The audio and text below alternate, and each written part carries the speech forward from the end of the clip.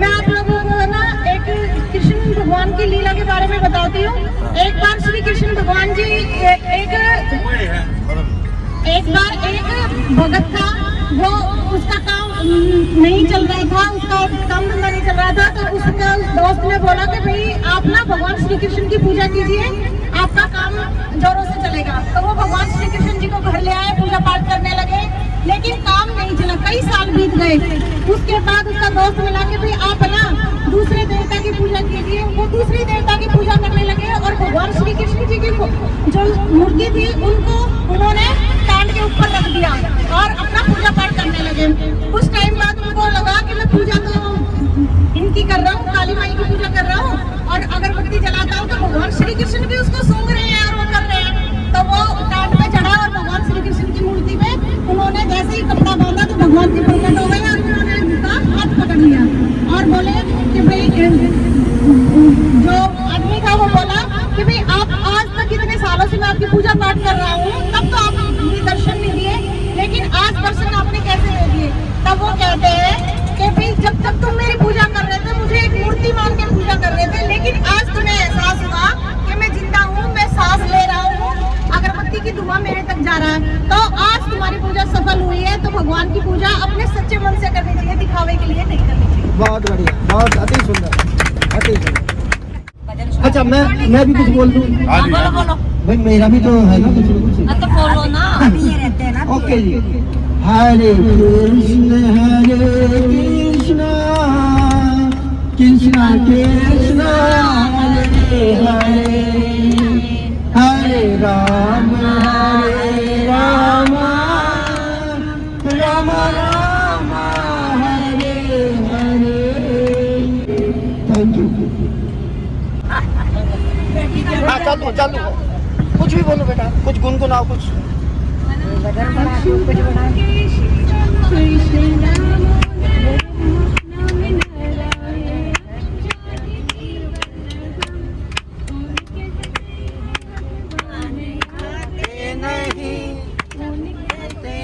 भगवान आते नहीं।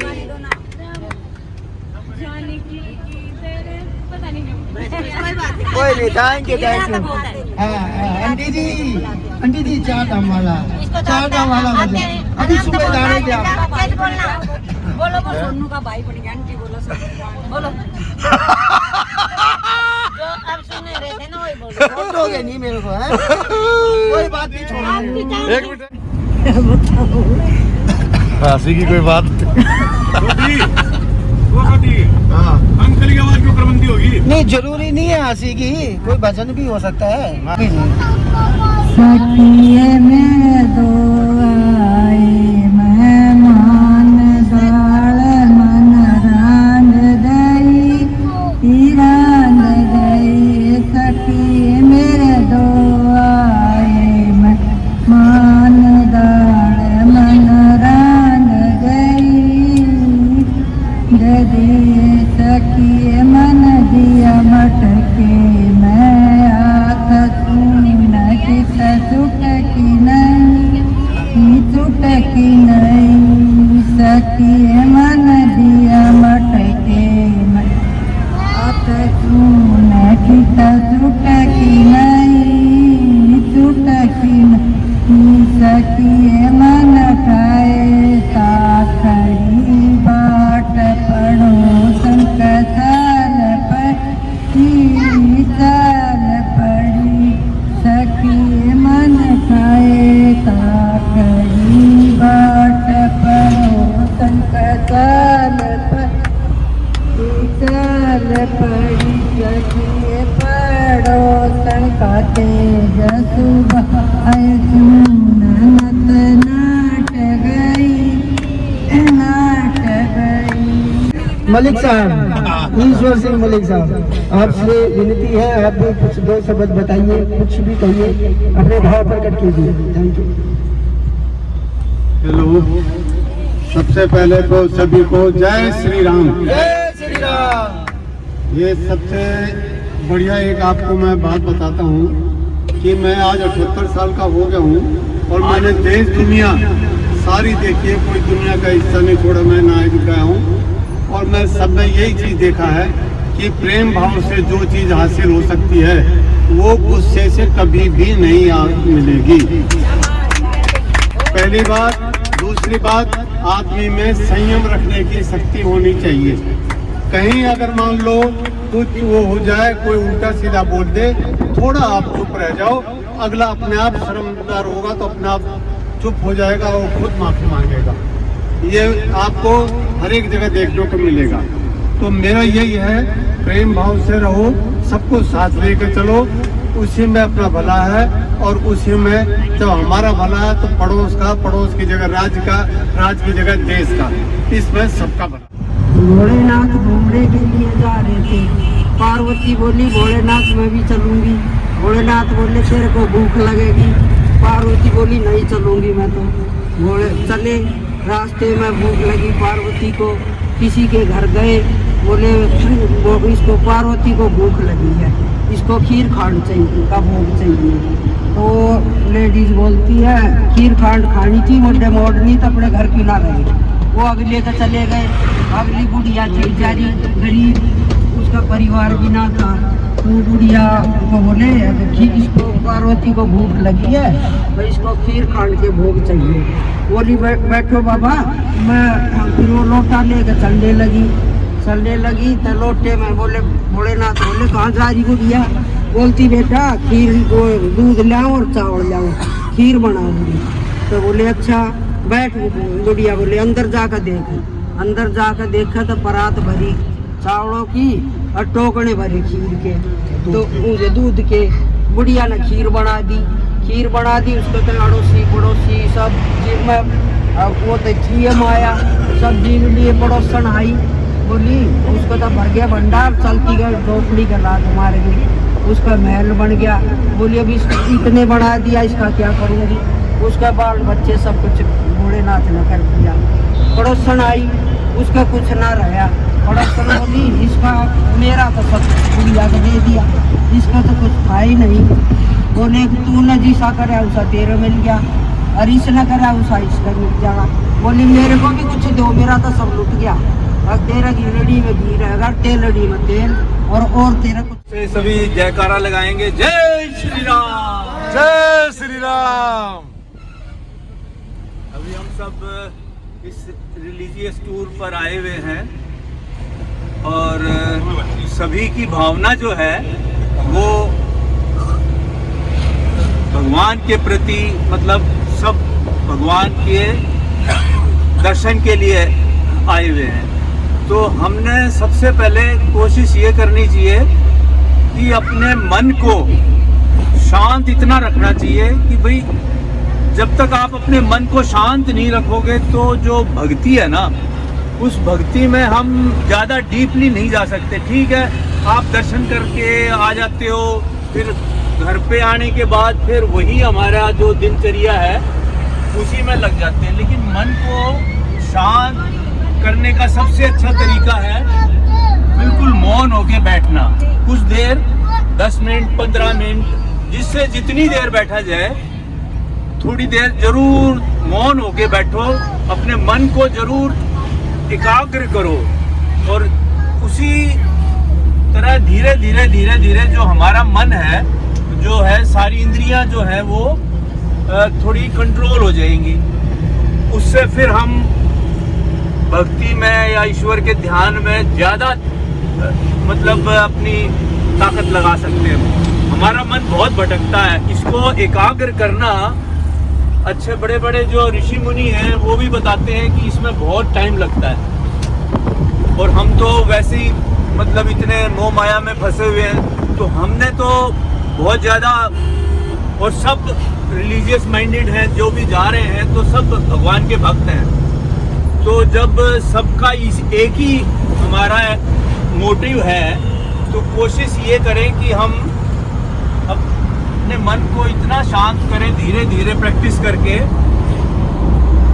और मौन होने की कोशिश करें। तो उससे हमारी इंद्रियां, जो जैसे बोलते हैं ना 10 इंद्रियां होती हैं, 10 इंद्रियां होती हैं, 5 ज्ञानेंद्रिय और 5 कर्मेंद्रिय।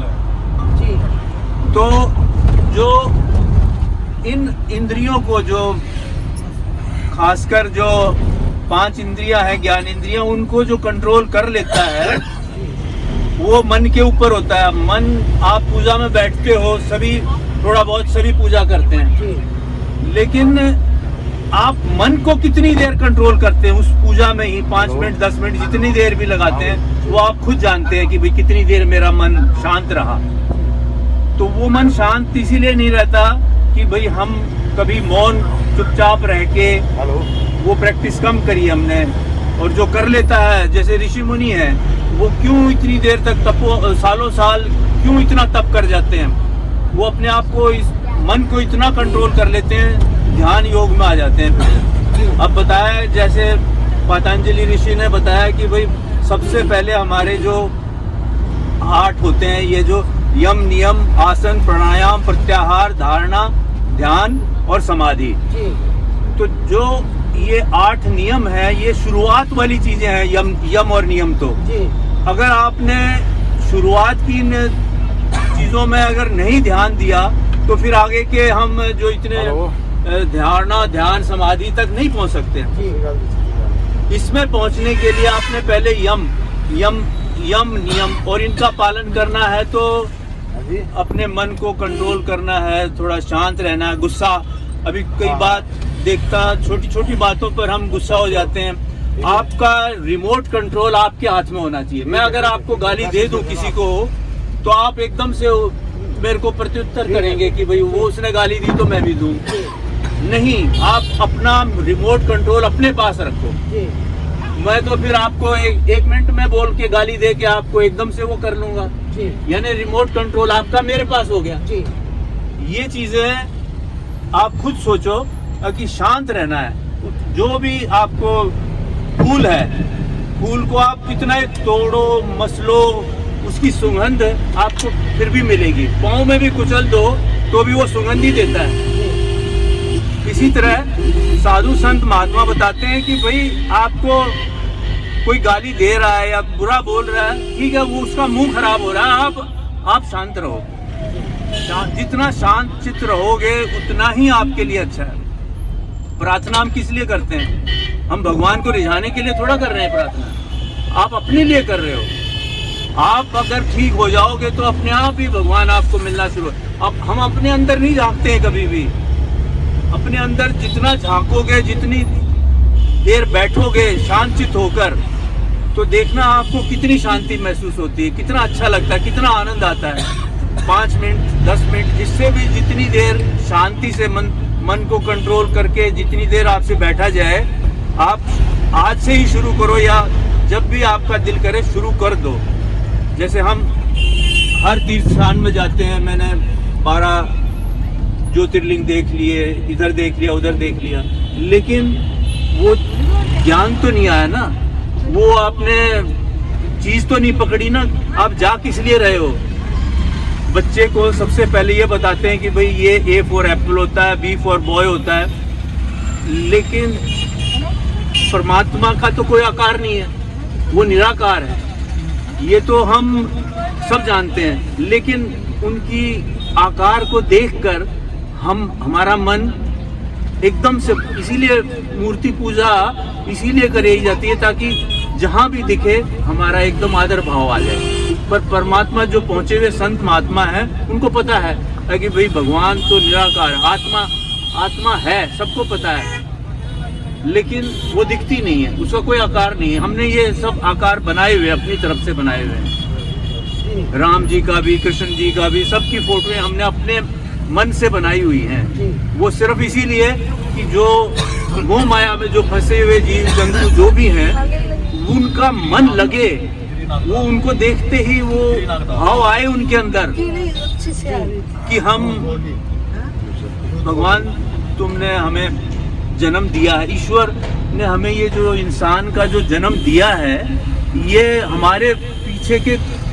कुछ इतने अच्छे कर्म थे जो हमें इंसान का जन्म मिला है, इसको हम ऐसे ही गवा रहे हैं। जितना हम इसमें कोशिश करें अपना शांत चित्त होके ध्यान लगा के, जितना सेवा, किसी की सेवा कर दो, जिस जरूरतमंद की हेल्प कर दो, इसी से ही भगवान खुश हो जाते हैं। भगवान को हमें प्रसाद चढ़ाने की, फूल मालाएं चढ़ाने की कोई जरूरत नहीं है। वो ना मांगता आपसे, दूसरों में ही भगवान है। आप किसी को भी दान दक्षिणा देते रहो, पर जरूरतमंद को।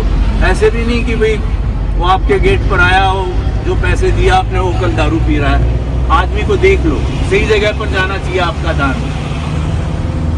तो मेरा कहने का मतलब यही है कि आप तीर्थ स्थानों में जाओ, वहाँ पर जाके अपने आप को कुछ चेंज पाना चाहिए, तभी उस तीर्थ स्थान में जाने का कुछ फायदा। अपने आप में महसूस करो कि भाई मैंने ये जो काठमांडू वाला जो टूर किया है, पशुपति मंदिर में भगवान शिव के जो दर्शन किए हैं, इससे मेरे को कुछ फायदा हुआ। मेरे में कोई शक्ति या कुछ भगवान ने ऐसा मतलब वो दिया जिससे कि मेरे में चेंज आया। वो महसूस करना चाहिए हर एक ने। और वो जब होगा जब आप ध्यान से, मतलब अपने अंतर आत्मा से कुछ संकल्प लोगे। तो वैसे ये ज्ञान की जो बातें हैं ये बहुत गहरी होती हैं, इनको बताने में तो पूरा दिन भी लग जाएगा। तो लेकिन मैं फिर यही कोशिश करता हूँ आप सबसे कि भाई जितना कोशिश करो शांत चित्त रह के लोगों के सुख दुख में जितना हिस्सा लोगे, एक दूसरे की हेल्प करोगे, उतना ही आपको खुशी मिलती है, आनंद मिलता है। और वही सबसे बड़ा। तो दोस्तों, नेपाल यात्रा का 7वां भाग यहीं समाप्त होता है। 8वां भाग देखने के लिए चैनल को सब्सक्राइब करें। जल्दी आपसे मिलेंगे। Take care, bye bye.